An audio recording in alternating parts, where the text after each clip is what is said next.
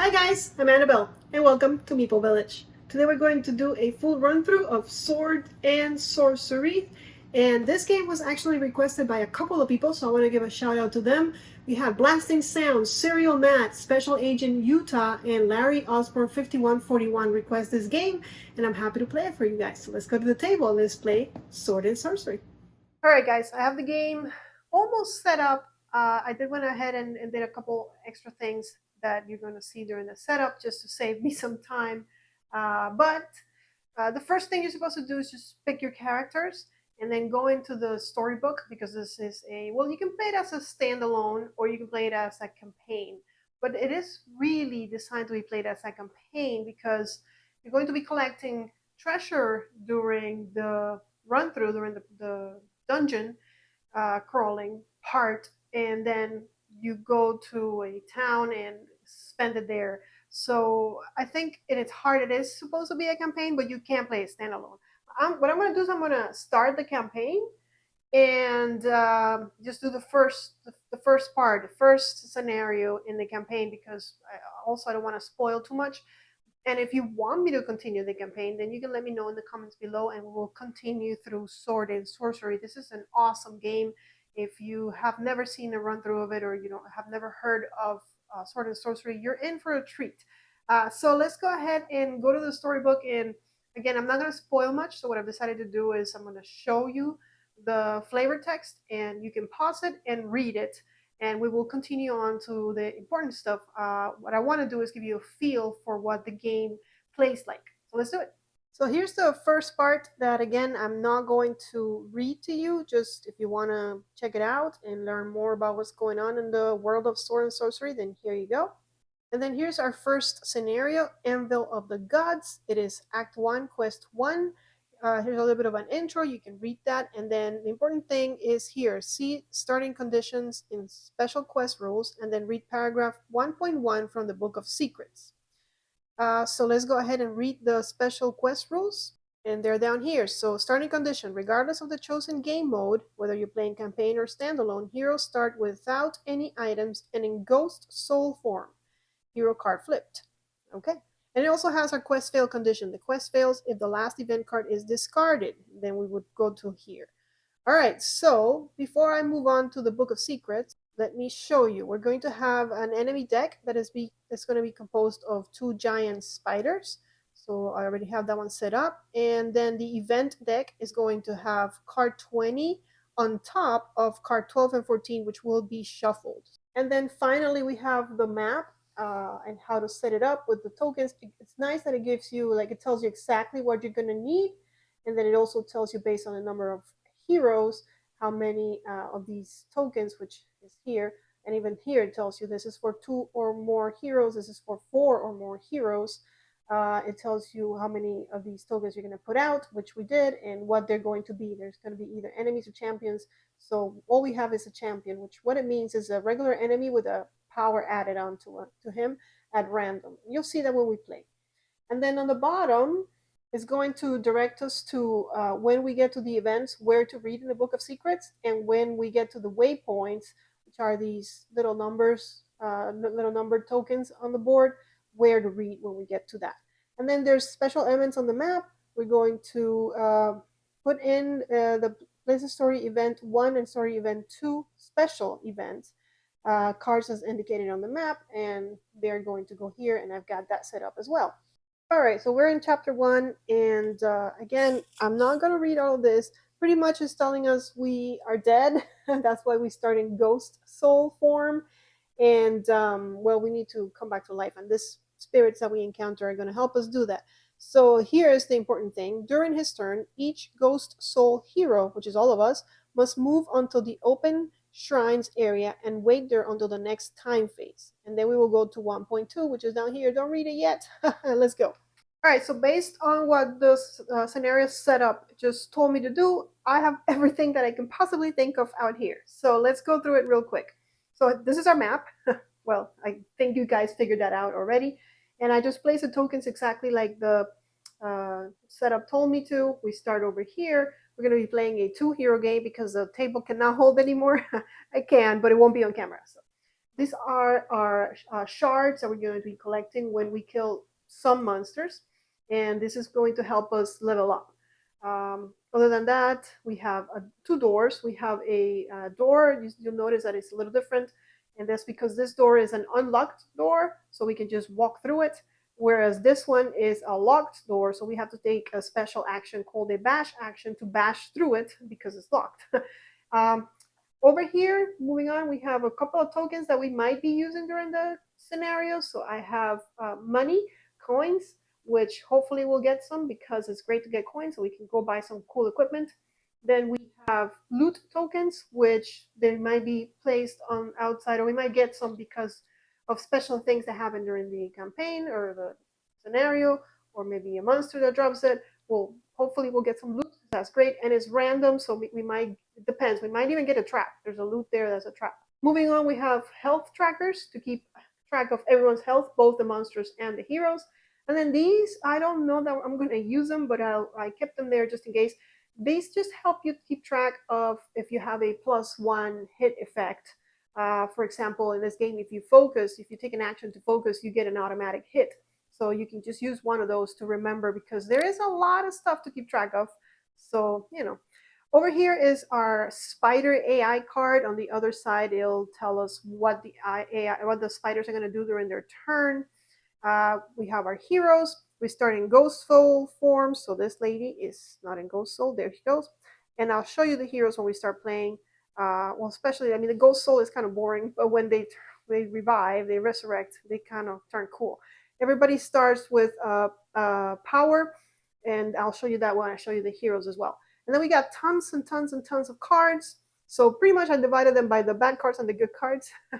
Kind of, not really, because the events are there. So we have the enemy power deck, which is, remember I told you that the champion, the monster with the token there, is going to be a regular monster, and we're going to add a power. So that power is randomized by these cards, special ability. Then we have encounters here, which this is a trap, it's in the wrong place. And what we're going to do is when it's time for the monsters to act, we're going to draw an encounter card. And sometimes they might not even activate, sometimes they will. I mean, they always will activate, but it depends on what they'll do will depend on what the encounter says. Who activates depends on what the encounter card says. And then we have traps because when we open doors or open chests, we always draw a trap card and some fun stuff can happen, although there are some no effect cards in there as well.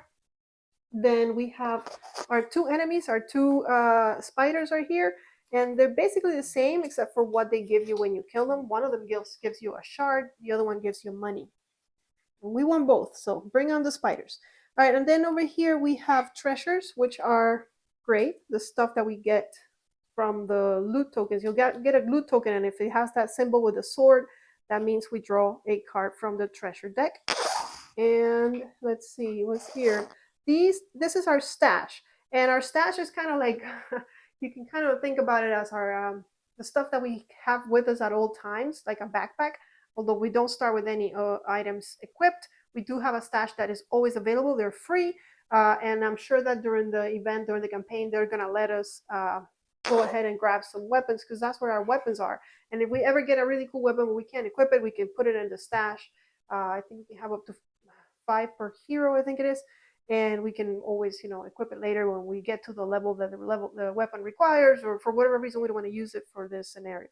And then this over here is our emporium, so it's kind of like our store, and we can't access it now. We will be able to access it at the end of the scenario, and it has money, the cost on the bottom, and of course they're cooler items than the one we have in the stash. And then finally our events, and like you saw, we need to put number 20 on top, and then these two get shuffled, and I don't want you to read them, so I won't show you up close. And then number 20 goes on top, and we put that there. And finally, I have the two spiders that are going to come into play. I haven't been able to paint these guys yet. The doors were from somewhere else. I figure I'll just use the cool doors. The game does come with these cardboard doors that you put together and they stand in place. But I thought these were cooler. All right, that's it. Let's do it. Let's go to gameplay. All right, so I wanted to give you a quick overview of our heroes. And I know that it's going to change in a minute, so I won't spend a lot of time, I don't think. Well, I'll spend as much time as I need to. How about that? All right, so first of all, let me show you this. This is pretty cool. This is how we keep track of our levels. So right now we're at level 1. We have 6 health. We have 1 combat action, so we can attack once per turn. We have 1 regular action. And this is our powers. We start the game with 1 power. Um, and we can do, so right now we can do 1 combat, 1 action, and then as many free actions as we want, which are going to have this white symbol here. Those are all free actions. So this girl right now, because she's a ghost, she can move 5 with flying, so she avoids hindrances, which are hard terrains and stuff. And basically that's what she wants to do. She wants to move so she can get to that altar, and then she has to wait. That's what the game indicated us to do, so that's what we're gonna do. Then we have our power that we start with, and we are at level 1. So the one that I picked, and you can see that it takes an action to do this. That's why that yellow symbol is there to remind you. Your next attack gains inflicts critical at level 1, um, and I'll show you what critical is in a minute. And then we have to kind of like um, it goes dormant for a while. So and you can tell that as our level increases and we're able to use better abilities, it's going to take longer for it to refresh. It starts just refreshing at 1, but then it'll take 2 times to refresh. And the way you mark that is we're going to turn the card over and we're going to place it. So right now we will be placing it at 1, which means that at the end of when we do the refresh phase, it will refresh again. But if it was at level, let's see, is this at level 2, then it'll take 1 turn, during the time phase for it to refresh, and then the next turn is when we'll be able to use it again. So that's kind of how it works. And then finally, because heroes can take actions in whatever order they want, there's this little thing here to flip it when you've already activated, so you don't activate the same hero twice. But of course, with only 2 heroes, I should not lose track, right? But I might. All right, so I'm gonna have our Artemis, I don't know, the girl, go first, and yeah, she's just gonna move because that's again what we need to be doing. So it's really cool. This game is really easy to tell which spaces are actual spaces because they all have these little not X's, but swords in the middle of them because that's how you track line of sight. So you track line of sight from one sword to another. So definitely, I have line of sight here. I have line of sight there as well, etc. So because sometimes the spaces are kind of weird. Like, is this a new space? Is this a new space, especially? And yes, it is a new space because it has the sword. So I am moving with the girl. 1, 2, 3, and then they told me I had to wait, so I'm gonna have to wait. Now, usually when you walk over a place that has a token, you need to go and interact with it. You need to go reveal it, not reveal it, but read whatever is in the Book of Secrets. But because I'm a ghost and I'm dead, nothing affects me. I don't interact with anything. So there I am. And then, well, this guy's going to do the same thing. 1, 2, 3. He's going to wait. But let me quickly show you what he's all about. And again, I can't show you much yet because he's not cool yet, but he will be cool soon. So yeah, he could also move 5. That's why I did that. And there's his level 1 stats. So basically the same, except that he can have a talent. You can choose a power that's his and his alone, like Artemis has, or he can have one that's like generic for every, any hero can equip it. So there he goes. And then, oh, I forgot to show you on her, but this is their armor. You can equip later on. You can equip a card that's like an armor card, not this one, obviously, but it'll fit there, and it'll cover this initial one. But we start with a little bit of armor, so he rolls 3 blue dice when he's defending. And what else? I think that's it. That's it. He has the purple token because he looks very purple. Okay. Oh, and by the way, something else in this game, you can choose to play as either, I guess, good or bad. I think they call it justice or chaos. So the justice is on this side, but then the chaos is on here. And you'll notice that in chaos at level 1, the stats are already different. He has 9 health as opposed to just 8, and he also gets 2 actions instead of 1. So yeah, a little bit more powerful if you look at it that way. But we went with chaos, and if you pick one character, I mean, not with chaos, we went with justice. If one of your characters is justice bound, then the other character also has to pick the justice. If you pick a neutral, which is also something that you could do, then the other character can be neutral or either chaos or justice. By the way, the game comes with a handy dandy cheat sheet that tells you a little bit of game sequence, the enemies, a lot of information. You can tell it's a lot.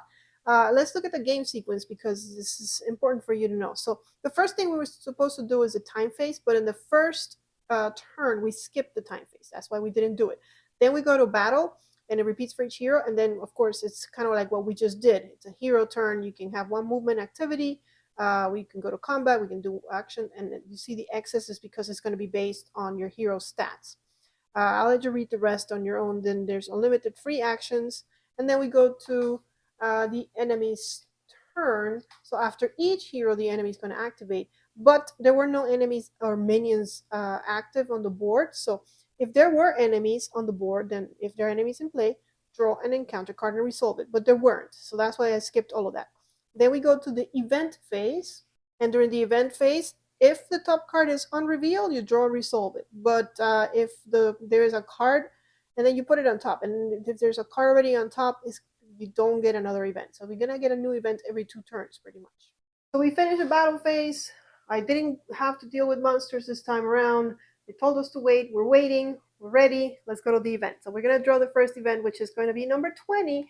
And we're just going to resolve it, and from there then we'll start the round again, this time with the time phase. So heroes gain 1 shard per hero. This sounds great. Soul recall. All right, so everybody gets 1 shard, so that's 2 shards. We go to our shard and dial in, and now we're at 2. And like I said, the card stays on top of the deck, so next time all we're going to do is remove it from the top of the deck, and then next time we're going to have a new event. So now we're going back to the time phase, and you can see what we're doing there is effects, cleanup, apply damage if we had like any effects, power refresh, flip all used powers. So you remember how I told you that we're going to refresh the card and turn it until it's ready to be used again. The power's cooldown, that will do that. Let's see, soul enhancements and resurrections. That's what we want. A hero cannot enhance his soul rank further. So this is where we would level up. To level up, you need. It's so weird how they do it. It's whatever level you're going to, which in this game is called a soul rank, not a level. So times whatever level you're going to. This math. So for example, if you're leveling up to level 2, you need whatever level you're going to, which is 2 times whatever level you're going to. So you need 4 soul shards to level up. So we are at 2, so we cannot level up. But we are dead, so we need to resurrect. And I believe the resurrection is here somewhere. Let me check. Yeah, no, so it wasn't there, but you'll have to trust me on this one. So the way you resurrect is you spend shards according to the level, or your soul rank, which is the level. But I have to learn to say soul rank. So everybody has to spend 1 shard in order to resurrect. So the shards that we had are now gone because we both want to resurrect. And once you do, you heal up to full health, but we were at full health anyways, and you can flip your card over, and now we became cool. And that's the end of the time phase. So we're going to go to the battle phase, and this time around we're going to start doing stuff. So who wants to go first? I think because Artemis went first not last turn, we're going to have the man go first this time. I don't think it matters. Let me show you his, now that he's cool, his card. All right, so he's officially cool. He's a gladiator, and this symbol indicates what equipment he can handle. I believe this is a symbol for strength. Pretty sure it is. And you see in the middle of the card, it tells you that he is a justice, white, good guy. And then this is a passive ability. He is trained. He's trained. All your hits and defense rolls gain. If you get to roll the lightning bolt, you get +1 hit. And during defense, if you get to roll the lightning bolt, you get +1 defense. And also, he has another passive ability, agile. You cannot equip heavy armor, which is actually not a good ability, right? So no heavy armor for you because you're agile, which means he moves 3. He saves on this symbol, so whenever the game calls for a save roll, you roll 1 blue die, and he has to get a shield, which is the most common one. And he can carry 3 things. He's a big guy, so he's pretty strong. in case you forgot, it's telling, which I don't think I read it. When attacking before you do the hit roll, you can choose to roll one hit die less to obtain a lightning bolt. And I thought that would be very useful since his lightning bolts inflict one more hit, so I can just not roll one die and get an immediate hit. And we should have read 1.2 during the first time phase. I'll let you read it. Pretty much they're talking to us, and then all ghost soul heroes must resurrect by spending their soul points, which we already did. So we're good. We're good to go. He can start taking his turn. So we gotta come over here. I mean, there's no point on going backwards. So he's going to, first of all, since there's no monsters around or anything, let's move it. He's going to take a move action. He only has one move action per turn, and his movement is 3. So we're moving 1, and as soon as I get there, because there is a 1 there, a token with a 1 there, it is a free action, but a mandatory action for me to resolve that. And again, because we reached a waypoint, we just look in the setup, in the book, and it says on waypoint 1, we read 1.3. And I think it's really convenient that it tells you here in the bracket, so that's 1.3, but just to make sure, you are on waypoint 1, right? And yeah, there's the decayed weapons scattered on the ground, but so this is, you can read on your own. Once request, each hero moving over this waypoint can spend one action to choose and equip up to two item cards from the stash deck. So we're getting our weapons, baby. All right, so I looked through the stash, and I'm going to pick a broadsword, and this is a one-handed weapon. You can tell because it has just like one hand here. If not, it'll have a symbol here, and over here it'll have a symbol if it's an offhand. So this is just a one-handed weapon. I can equip it because it has the strength symbol. Actually, both our heroes can equip it because our Artemis has that symbol, which I think is dexterity. So when I attack, I'm rolling 2 red dice, and I can only attack at range 0. But if I get those lightning bolts, which I can automatically get if I roll just 1 die, I guess, I would get an extra hit. I can also re-roll 1 hit die, and which wouldn't make much sense.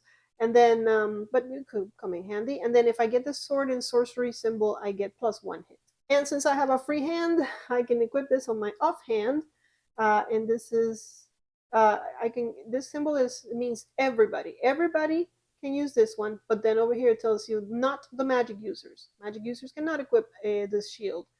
And this is going to let me roll 1 blue die when defending. At range 0 though, so I gotta be careful with that. And when defending, if I get a lightning bolt, I get another shield, I get another defense. And I'm putting them up here. You can tell because there's that symbol that matches that symbol, and there's that symbol that matches that symbol. So it's kind of cool that they remind you like that. I don't know if I made this best decision with this weapon, but we're gonna go with it and we're gonna see. So we're equipped, but we have used our action. And we're in the middle of movement. That was a free action. It does not interrupt movement, so we can continue to move. And I guess we should. So we've done 1. So this is movement number 2. And yeah, again, we're getting interrupted by waypoint number 2. But let's go and read it. So waypoint number 2. Nothing is really going to happen. No, there's not anything that we need to be doing. It's just story. So you can go ahead and read it. I don't want to spoil a lot, so just feel free to read it on your own. But basically it's telling us, hey, there's a door in your way. But this is an unlocked door, like I talked about. So as a free action, which means our movement is not interrupted, we can remove it. So there it goes. And I still have 1 more movement, so I could end my movement here at story event 1, and we might as well do that, even though I don't know what story event 1 is going to bring. However, there's also something else that gets triggered, because if you look at this X and that X, I now have line of sight to this tile, and so that means that I will reveal the shadow, which in this scenario, there's only there was only 1, so we know exactly what it is. It's going to be a monster, and it's going to have a special power. So we're going to draw a monster. We get a spider, and this is the spider that gives us money, and we're going to put the spider that gives us money here on the board, and we're also going to give it a power. We've got an energy weapon. All right, and it's for Act 1, and it's a combat action.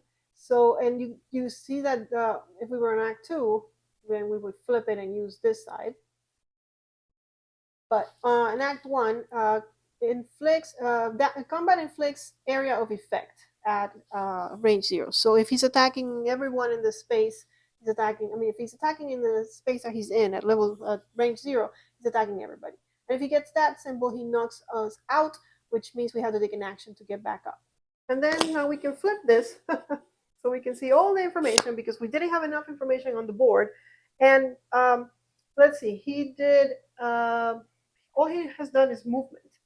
So he still can do an action and he still can have a combat action. So he can do a regular action and he can do a combat action. However, his combat is at range 0, so there's no one in his space for him to attack.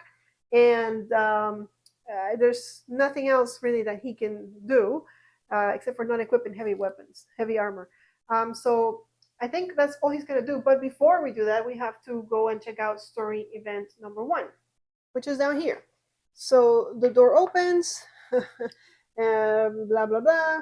We again read it. So open the monster spawn gate, which we have, and discard the story event 1 card. Sometimes the story events, special story events, go on top of the deck, giving you a little bit more time because remember, the event deck is our timer. If we run out of cards, if we discard the last card in the event deck, then we lose.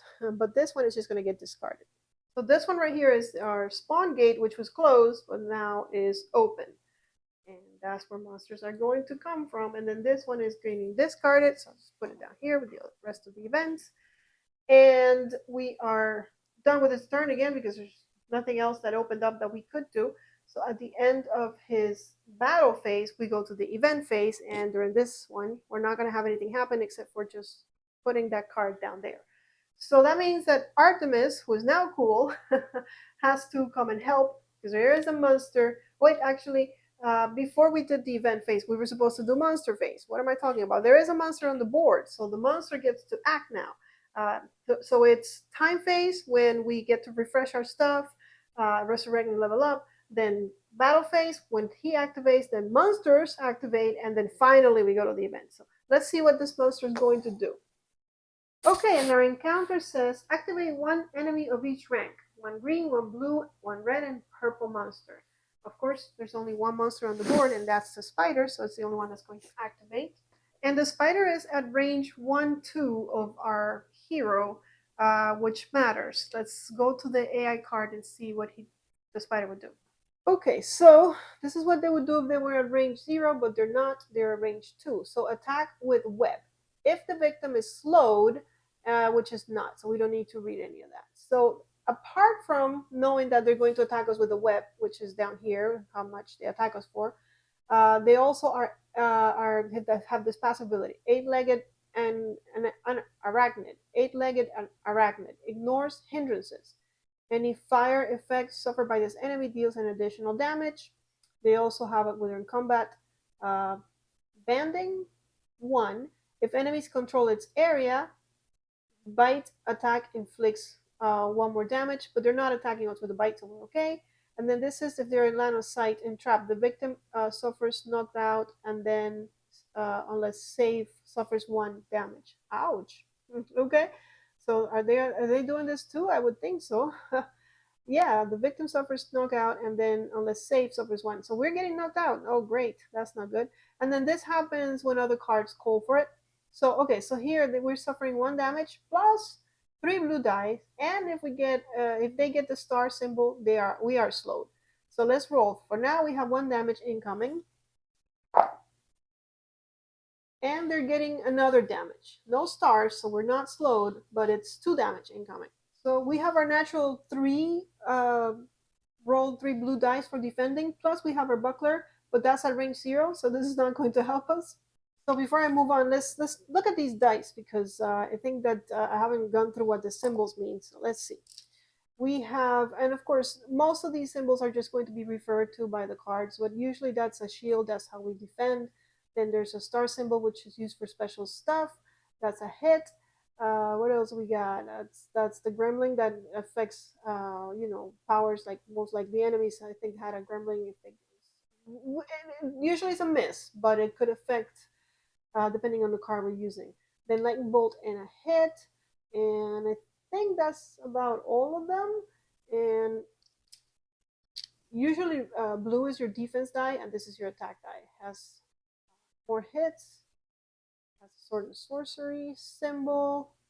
Like Gremlin, so there is a miss on it. Alright, now we're rolling 3 blue. Let's do it.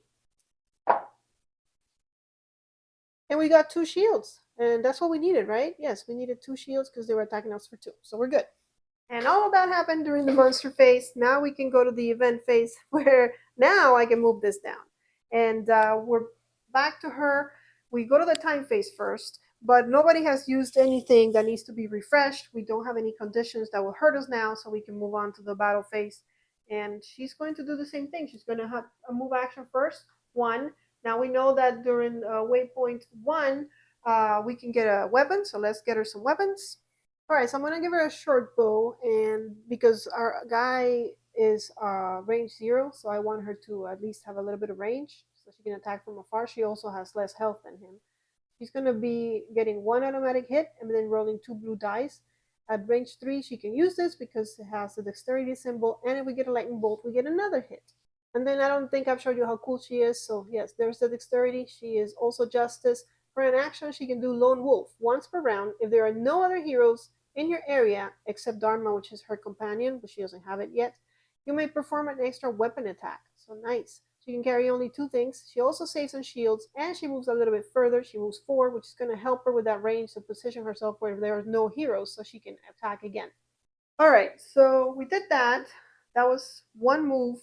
We also need to look at critical because she's about to attack. We'll do it in a second. So second move, third move, and if she's in a place with no hero, so she'll have to move here for her fourth movement out of the 4 movement that she has in a move action, so that then she can attack twice and hopefully kill this spider. So what she's got, you just saw the short bow. She has 1 automatic hit, and that's where these come in. So, and then something else that I could do, but I can't do it this turn because I already used my action. But if I had a free action, we could focus to get an extra hit. But I used my action to, it said that I needed to use an action to go into the stash. So no focus in this turn, just 1 extra hit. And then we're going to be rolling, where's our weapon? 2 blue. And let's see how much we get. Also, let's check out critical. So critical is up here. The critical is applied before the defense stage. It can be prevented only by ignoring the attack. So this guy is not going to get to defend. Not that they do. I don't think they get to defend anyways. They don't have any defense die. But, you know, it might come in handy with bigger monsters, bigger minions, or bigger bosses.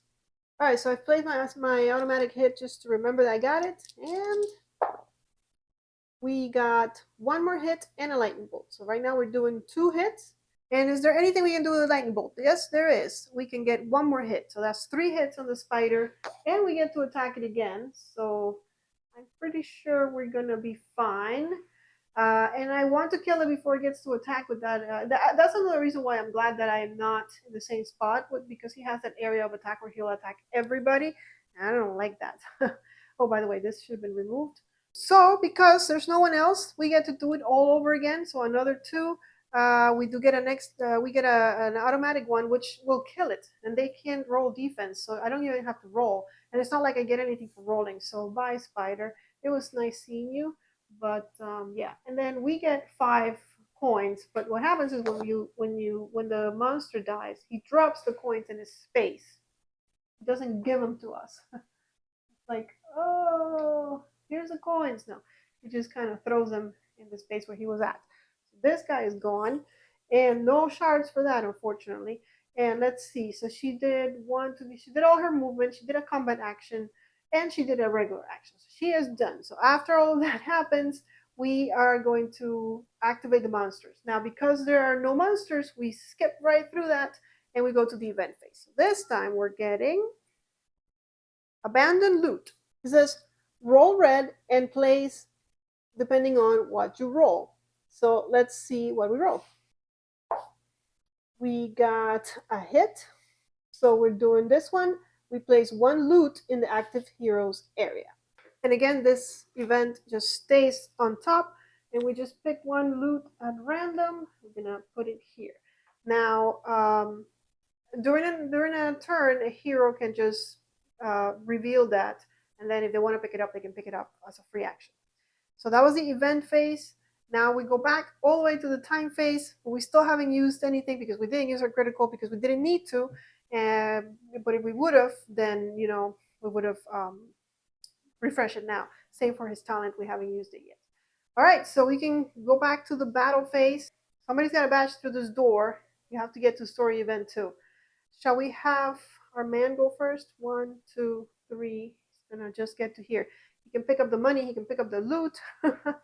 Or do I want her to pick up the loot and the money and move 1, 2, bash the door as an action? So I think I'm gonna have him go first. So I'm gonna go 1. I'm gonna reveal, and it's 25 coins. I will pick them up for free, and we'll shuffle these in. Let's see. So you have to get the highest denomination available in coins. I don't think there's a 25. Is there? Let's see. Here. No, just a 50. So put the coins there because, again, you don't get them into your pocket. You have to pick them up as a free action, and then boom. And then his coins are his coins. They're not her coins. Although when you're in the journey part of the adventure, which is in between scenarios, between dungeons, you can exchange your money and your items and everything, and just kind of rearrange everything. So he's moved 1, then 2. But of course, if we find a merchant here, for example, they can't exchange money. I can use an exchange action to have them exchange items and money, but not without the exchange item. All right, and I'm gonna pick these up because I'm rich. And now, as soon as you have coins that you can make change for, you're supposed to make change for. So these 2 5s are gonna turn into a 10, and that's because sometimes a monster might ask you to drop a certain amount of tokens, of coin tokens. So you want to always have the biggest denomination available. Is there a 20? No. Okay. 50 or a 25. What is this? A 50. Okay. So that was number 2, slowly getting there. And then number 3, and of course, we are going to get interrupted by this X. But so far, I haven't used my action, my combat action, yes. So let's go see what the X is all about. So suddenly, something chittering and horrible leaps from the ceiling. Yay! And I'll let you read the rest. Place 1 Venom minion in the waypoint X area and another Venom over the active hero's sheet. Yeah, and then remove X from the quest. So here's our Venom card, and here's our Venom tokens. And we're going to put 1 on the X and 1 on our hero. And then on the other side, it tells you how they activate. They're very annoying. So they're an occult threat. This is a passive. They count as 0 as far as dominating an area, which we haven't even talked about because we haven't been in the same area with monsters, but I'll tell you in a minute. This minion only counts as an enemy for the purposes of being targeted, attacking, and defending. Each figure acts independently. And then that's the thing they wanted us to check, which is a passive ability. At the end of each enemy turn, each Venom moves up to 3 areas towards the closest hero. If before or after this movement, a Venom is in the same area with the hero, discontinue movement and place that Venom on the hero sheet. In case of multiple heroes, the Venom chooses a hero without Venoms attached first, then uses the standard victim selection criteria. Once on a hero sheet, a Venom can no longer be targeted as an enemy. A hero can spend a combat action to defeat all Venoms on the hero sheet of another hero in the same area. And then there's 6-legged insects, ignores hindrances, and then also they cause infection. At the end of each event phase, heroes suffer poison act, which is the number of the act. We're in act 1, so poison 1 for each Venom on their hero sheet. All Venoms on hero sheets are then discarded. All right, so and I moved the wrong guy. Why did I do that? Yeah, she was here. Oh, I must have gotten them confused. She was here. Yes. Okay. So there's 1 here. We remove that, and then there's 1 on him. And the thing is, you cannot attack your own Venoms. Somebody else has to attack them for you, but it's okay. Artemis is coming, so I don't think it's a big deal because he went first. This is great. This is actually okay because actually no, the event phase is going to happen. Okay, fine. All right. Poor Thorgan. So he's going to use a combat action just to get rid of this one so that it doesn't climb on her and she gets a Venom. And he can use an action, so he might as well bash this door. So because he hasn't used his action for anything. Oh, and when we did that door, we're supposed to reveal a trap, and I forgot. What we're gonna do is I'm gonna shuffle this. I'm gonna reveal two traps back to back, one for the door I missed and one for the door that we just have now, but it will be removed anyway. All right, so let's see what our traps are. The first one, which was a door that we opened a billion years ago, okay, it had no effect, so it's kind of like, at least it doesn't affect gameplay. And then the one we just bashed in has black darts. Each hero within 2 areas is attacked by soul rank 1, so they are both 1. Is attacked by 1, and unless safe, suffers bleed 1, which is nasty. So let's hope he's safe. So I believe that since it says attack, we get to defend, because there's the manual says that if it says takes damage, or there's a word, a specific word, games, yeah, we cannot defend it. But this is attack, so I'm gonna defend. So our guy rolls 3 blue, and I wonder if this is at range 0. I would think so, because it's the door that is attacking us, right? So then we are gonna add 1 more. So we're gonna roll 4 blue, and if I get a lightning bolt, I get 1 more defense. We're rolling 4. We only need 1 shield, and we got 3 shields. We're good. But then we have to do a save, which is rolling just 1 blue die. We have to get a shield, or else we're getting bleed. And what bleed does is any action that we take is going to cost us a point of damage. So it adds up quickly, since we're doing about 3 actions a turn: the move, the action, and the combat.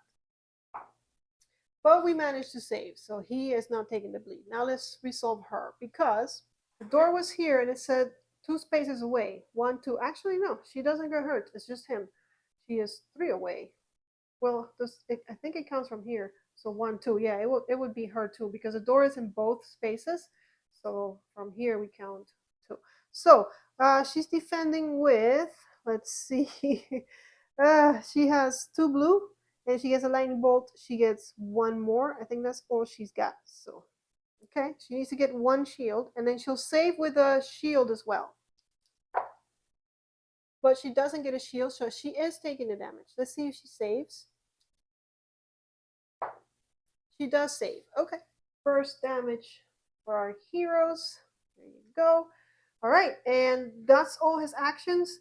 So now we go to monsters, but there are no monsters, so no encounter card drawn this turn, which is kind of cool. Then we go to the event. Now, during the event is when these guys activate, isn't it?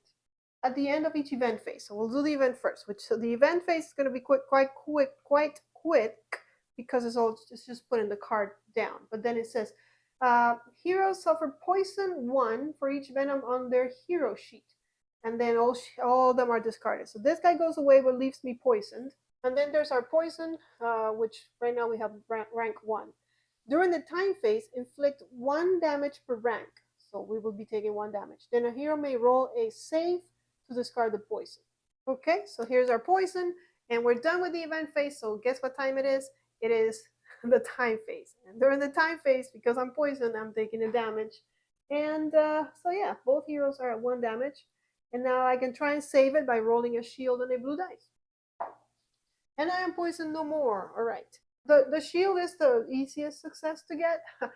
Even easier than hits, I guess. So I'm not surprised that happened. All right, so we did the time phase. There's nothing for us to refresh because we still haven't used our abilities. So let's go to the battle phase. This guy is really close to that story. Oh wait, did I not move her? Oh no, it is her turn. It is her turn. Right. And I said I was gonna forget to flip this, and I have. So he went. Not her. She hasn't gone yet. She's waiting. He went to open that door. Now she can go, and she has no way of healing, so there's no monster, so she cannot use her super special ability. So let's just move 4. So taking a move action, 1, 2, 3, 4. Actually 3, and then we have to resolve number 3. So as she walks by some rubble, the hero feels a shiver in her soul, because it's a her, guys. Once per round, each hero moving over this waypoint must roll 3 red dice. If at least 1 sword and sorcery was rolled, then we go to 1.9. If not, we go to 1.8. And we actually did get it. We got 2 hits, 2 lightning bolts, and a sword and sorcery. So we go to 1.9. So here's the ending of the story. As he walks by some rubble, the hero feels a shiver in his soul and decides to dig through the remains of a broken altar. And here's what we find. You can continue. The active hero gains the Aneris Shard quest card and then remove the waypoint 3 from the quest. So the Aneris Shard, which is permanent and it can be used by any hero at range 0, says once per round, target hero heals 1 HP. Oh, nice. Once per quest, you can perform a pray action as a free action without being over an open shrine. And just in case you're interested, here's that pray action. You can read all about it. It gives us like a special blessing during the quest. Then we have to return it if we don't use it at the end of the quest. But it takes a bunch of shards to use, and we don't have any shards. So she can carry 2 things, so that's taking up space number 1. All right, and it says once per round, target hero heals 1, so let's do it. It has to be in the same space. So I'm gonna heal me now, and maybe later we'll be in the same space, and I can heal him, because it says target hero. As long as it's at range 0, I can heal someone else. And then she had 1 more movement, so we're going to story event number 2, which might be the end of the episode. So here it is, story event number 2. Outside the shrine, the lands of the Underring appear in their wild beauty and everything else. So here's what we get. Spawn 1 enemy, so we're not done. And there are no more than 4 players here, so we're going to get 1 enemy. And it's going to be on the spawn gate. And resume play until all heroes are not engaged and are located in the story event 2 area. Then go to 1.1.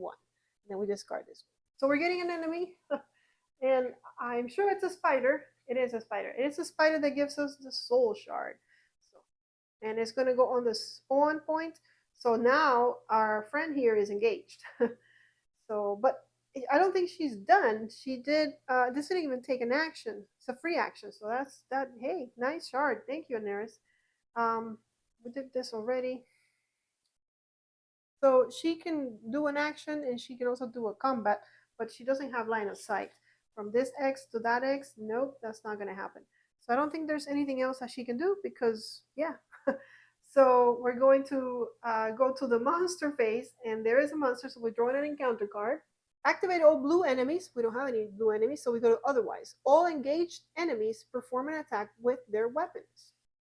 Okay, so our green friend is going to do an attack because he is engaged. Engaged means in the same spot with other heroes, or engaged means being in a space with enemies.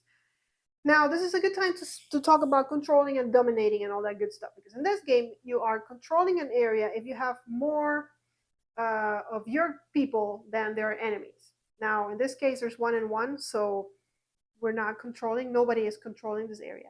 You can also dominate the area, which is having double the amount on the people on your side than your enemies have. And if you do dominate an area, which we don't, you get 1 hit automatically. So that's good to remember. Not that it's happened here. We've had very few monsters. This is the intro scenario, so it makes sense that they've gone easy on us. Oh, this is supposed to be discarded. Okay, we'll put it here. And then this guy's going to attack. So his weapon attack is a bite, which rolls 2 red dice and gets a if he gets a lightning bolt, we're poisoned. Nice. Poisoned again. Just got rid of that. Also, and trap, the victim suffers knocked out, and then unless saved, suffers 1 damage. So that's going to happen because I think we are in line of sight. I'm not sure. This one is kind of confusing, but I would think so. And then also banding 1. If enemies control this area, okay, they don't. So I think we are getting both the knockdown, knockout, and we're going to have to save for the extra HP. Now we're rolling 2 red dice. And they hit us twice. All right. So again, I'm defending. I'm at range 0, so I get the extra 1. So I have 4 defend dice. I'm looking for 2 successes. And I get 1. So I'm getting hurt 1. Go. Actually, I can just flip this one and it's a 2. So I have 2 damage on me out of my 8. And then, what was the other thing? I get knocked out. So I have to get up. And I have to save, or else I get 1 more damage. But I did save. Okay, I've been really good with my save. Well, the shield again is the most, but my defense, why didn't I get shields when I was trying to defend? So at least I get 1 less damage. And again, I forgot about it. All right, so monsters dealt with, event phase, till the end. Activate each enemy wounded for at least half of their HP, but the only enemy that's out there is not wounded. And then all enemies at full health use their action, which he is at full health. So if we look at his card, we're going to do this. Shadow Strike. If engaged, yes, he is. Attack with a weapon and move away one area. Okay. Means we're doing everything again. He's knocked down. I believe he gets less defense. Yes, so it means that he has one less armor, but he has no armor. He just rolls to see if he defends. So we're good there. And then we're doing it again. So this guy with the bite is rolling 2. This time he only got 1 hit. And I got 1 shield, so we're good. And I don't have to do the save thing because I'm already knocked out, so he cannot knock me out again. So no damage, we're good. All right, so we did the event. Now we go into the time phase. And during the time phase, is there anything we need to do? We need to flip these things. We are running out of time. So we need to move it. She's where she needs to be. If I move her, she won't be able to move back here. I would like to move her to help attack. But I think what I'm going to do is I'm going to try and kill this spider. Oh, that's probably going to be hard. But I'm going to try with this guy. He needs to take an action. So his action that he could be using to focus and get 1 extra damage, he can't take because he needs to take the action to actually get up. Now he's going to do his combat, and then hopefully my last action will be to move and we'll be finished. So I'm attacking him. So I get 2 red die, and I think that's about all I get. Yeah, let's see how I roll. Okay, I got 1 hit and 3 lightning bolts. When you use a lightning bolt, you can only use it once to get an effect. So let's see. I got 1 hit, right? I need to get to 4. Can I get to 4? There's an extra 1 there. I can use another 1 here. All your hit gets, so I have 3. I need 1 more. I can use the other lightning bolt to reroll 1 hit die. So let's do it. We need 1 more hit. And there it is. There's the hit I needed. So I got him. And we get a shard. And he is out. And then I can move. And I'm not engaged. All the heroes are in this side. So we have completed the scenario. I think we need to read something. Let's go. All right. So this is our ending. And again, I'm not going to spoil it so you can read it on your own. We also get rewards. The party gains 1 time for each unrevealed event card left in the event deck. But we revealed all of them, so we get in no time. And then we travel to the Underring map, to the Temple Pathway. And this is just a dungeon. There's a whole other section or phase of the game where you're traversing a map and going to towns and spending the money that you collected here over in town, and events can happen, and it's really, really cool.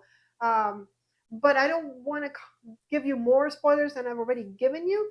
So I'm going to leave it here. Now, like I said before, at the beginning of before starting to play the game, if you want me to continue the campaign and you don't mind the spoilers and you want to see how it develops, then what I'll do is during the next time we play, I will go to the Underrig and I will show you the map and I will show you how you go to town and how you interact with other people. It's all done through the Book of Secrets. But there's really cool interactions, and there's ways to make money, and there's ways then to go into the Emporium, to the store, and buy some cool stuff.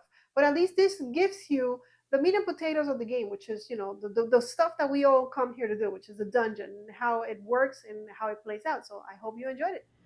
All right, guys, that was a full run through of Sword and Sorcery Ancient Chronicles, and I hope you enjoyed it. I think this is going to be one of those games where there's so many rules, so many things to pay attention to, but once you play it enough, it'll come natural to you and you won't have to overthink it.